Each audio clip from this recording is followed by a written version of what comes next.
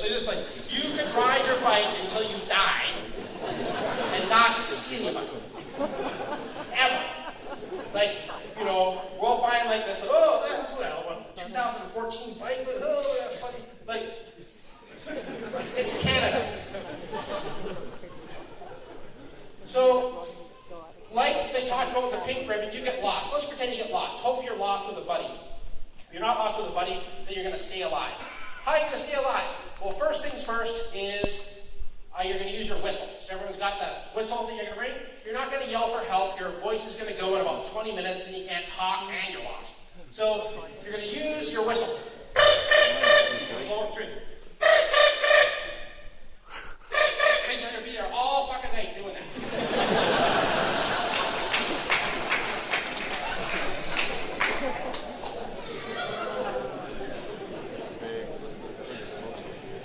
So I'm getting an earmuff thing. Sorry about the language. So you blow your whistle, and you're going to stay warm. You're going to put on all your stuff. If you're with a buddy, you're going to spoon them. And if you don't speak English and you don't understand what I'm talking about, look at somebody that's laughing and ask them what that means. Inside spoon, outside spoon, whatever you want. But you're going to make a bed, you're going to take your tires off your bike, you're going to take out your Camelback, you're going to get shit to lay on, you're going to spoon your buddy, take turns, and you're going to stay alive. So you're going to blow your whistle and you're going to spoon. Got it? Stay alive. We'll find you. Just don't try and find don't just ride. You can cover a lot of ground on your bike. It's light till like fucking 10 o'clock at night. You're going to make a lot of distance. Just stay there, blow your whistle, we'll come with you. Oh, which reminds me, where's Jeff? So if you decide to bail out of the event and go and sit in your hotel room, we think you're lost. You got to tell someone that you're off the event, or just finish. That's the best choice. Just finish every day. You don't even worry about it. Okay. So what happens if you get too hot? So hypothermia, you prevent that from spooning. What happens if you get too hot? It's going to get hot. And if it gets hot, two problems. One, you may get dehydrated, and one is you might cook. You might cook alive, and the protein in your body denatures, and your liver and your brain cooks, and you die. It's bad shit. So how do you know someone's too hot? Well, their brain doesn't work properly, and they start stumbling around. Looks like they're drunk. They have balance and coordination problems. They're stupid. They're making bad decisions, and they're too hot. That too needs to be cooled down. How do you cool someone down? Well, you get a shady spot, and you make them naked. So you get a shady spot, and you make them naked. That means take off their clothes. Naked, no clothes. Then you get them wet. Naked, no clothes, wet.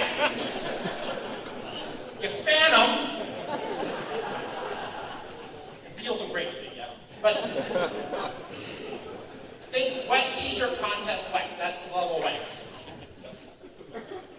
It's just coming up. Now, those things are not as likely as this one. Who's going to get dehydrated in this event? Every single one of you is going to get dehydrated. I guarantee it. Now, some of you might get so dehydrated, we're going to have to send you to the hospital. We even have to send people to the ICU, and they've been there for days trying to rehydrate. Like, we're talking dehydration is easy to have, and it's bad news. Now, there's been talk in the media about overhydrating, you know, the dude and the velodrome helmet, click to Starbucks. Hey, we're going to drink water. I'm not talking about that guy. I'm talking about you. You are going to get dehydrated. You are going to get dehydrated. So how do you know if you're dehydrated? A happy mountaineer always pisses clear. So, a happy mountaineer always pisses clear. That means when you take a piss in the toilet, those people who speak English, it's clear, no color. Sans color.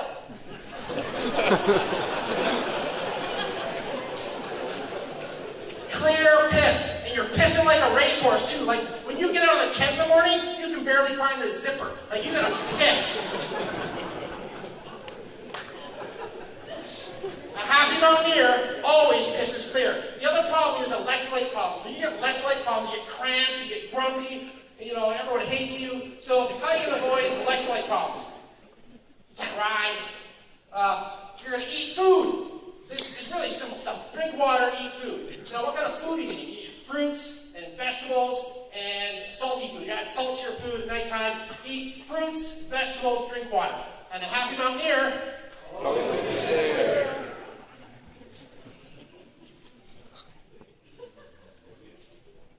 The other way to get dehydrated is to have diarrhea. So we're going to learn how you get diarrhea. Everyone ready? Yeah. You eat your own or other people's poo. That means you eat shit, scheiße, soul. You eat it in the mouth. Bad. So how does this happen? You go to the bathroom, you take a shit, wipe your ass. Now I have microscopic amount of feces on my fingers. I have a little bit of shit on my hands. Okay, so then, I got some. So now what happens next? You wash your hands, right? Yes, you wash your hands. Everyone washes it good. So now we think about it. So I turn the taps on. I get some water and some friction. So what does soap do? It removes the poo. Good. So it's a surfactant, and the soap froths up the poo. So I need good 30 seconds. That's happy birthday twice, or Frere Jacques once. That's 30 seconds of foam. Like we're talking scrubbing between. You don't wipe your ass with your heel of your hand. You wipe your fingers. So you're scrubbing. Foamy. Now your hand's full of foamy poo. So now I'm going to rinse it. So why do you rinse it? Get rid of the pool. Now, that's given that there's a microscopic amount of feces, right? Unless the toilet paper breaches, then we got a macroscopic amount of feces.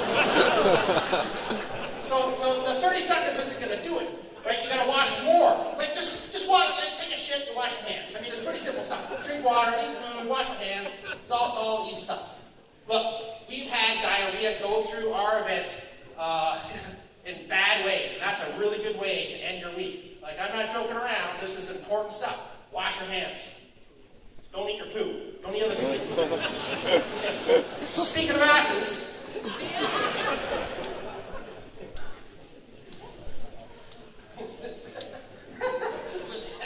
How are you guys doing there? Okay, so speaking of asses, what we're going to do, the perineal area. The perineal area is the area between your gender bits and your ass. So that little spot there, some people call it the gooch or the taint.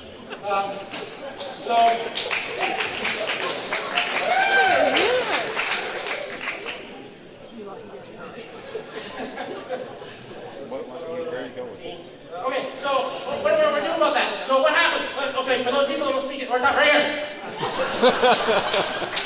So that spot right there, you're sitting on your saddle, and you get a little sore spot. The sore spot gets bigger and bigger, and we're talking gets festery and big and smelly, and you get like a little dingle ball crap from like this. It's unbelievable, and it hurts. And it'll end your week.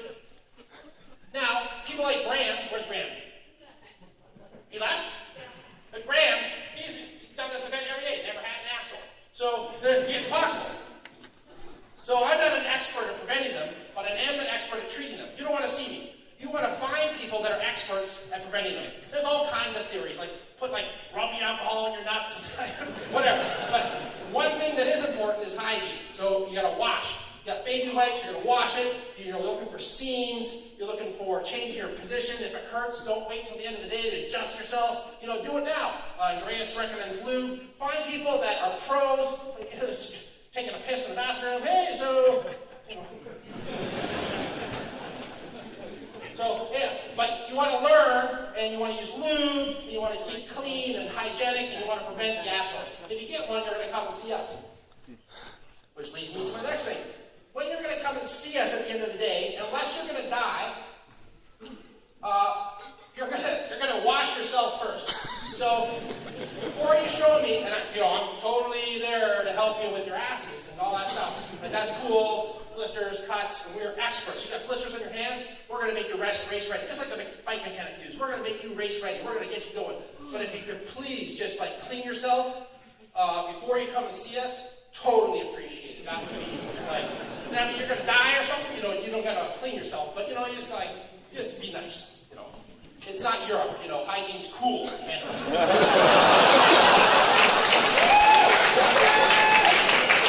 Sorry.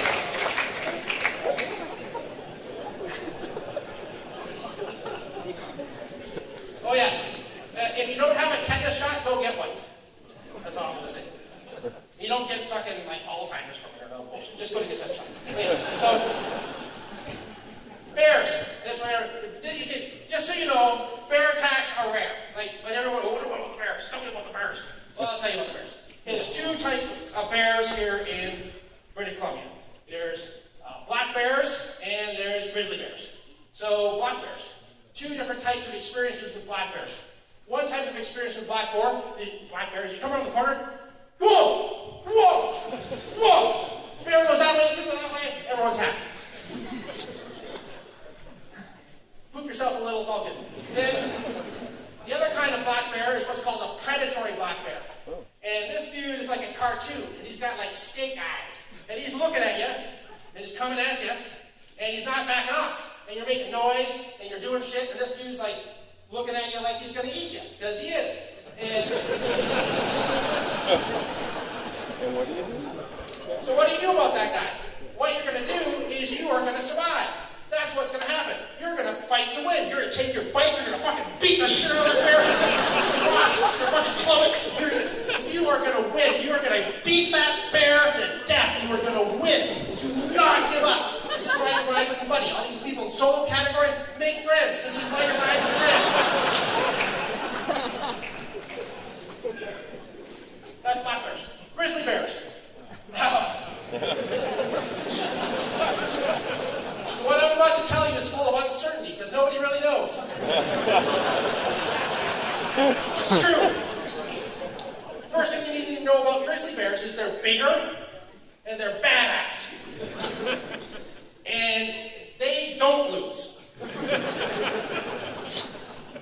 So what do you do? Well, your plane's about to crash. What do you do? It's a nuclear bomb. It's a grizzly attack. Who knows? Maybe. Climb a tree? I don't know. Some people say do it. Bears don't follow rules. This is the problem. But yes, you should technically duck and cover. What you don't do is you don't try and scare it. You don't try and intimidate. Not that the black bear, you take that guy out. This guy, you're gonna, nice bear, back away. Sorry about that. Go ahead, have those berries. Yeah.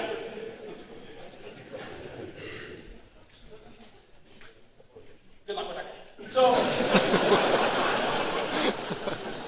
cougars. So we also have cougars. There's two types of cougars in British Columbia. There's the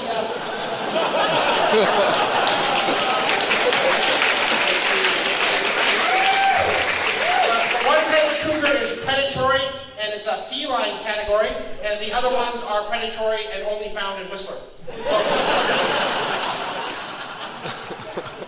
again, those people that don't speak English, turn to the person who's laughing and ask them what I'm talking